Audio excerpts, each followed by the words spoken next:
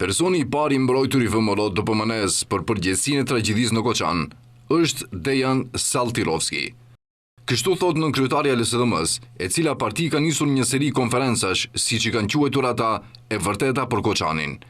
Sipas nënkryetares Kaja Shukova, pikërisht prokurori Lubomir Joveski, I cili kërcënoheshte se do të shkarkohet nga pushteti aktual, një ditë më parë mbylli hetimin pa asnjë funksionar të dyshuar të VMRO DPMN-s.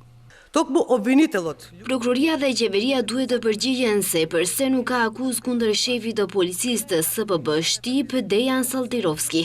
Ai e ka ditur ose është dashur të di se në urdhërin për aksion kontrolle, në kundërshtim me procedurat standarde operacionale, qëndron se dyert e diskotekës Puls do të jenë të mbyllura.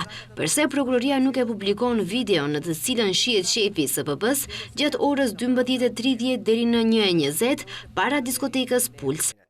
Apo ndoshta pyet LSDM, Dejan Saltirovski në ndërkohë e ka falsifikuar dokumentin se natën e tragjedisë nuk ka qenë në punë.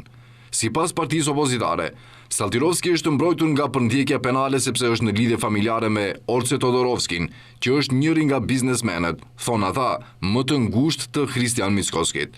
Apo shtojnë më tej, për shkak se është I mbrojtur nga ministri I brendshëm Pançe Toshkovski, sepse Saltirovski ka qenë avokat I tij. LSDM bën me dije se do të vazhdojë me preskonferencat, në të cilat, siç njoftojnë, do të publikojë informacione që kanë lidhje me tragjedinë në Koçan.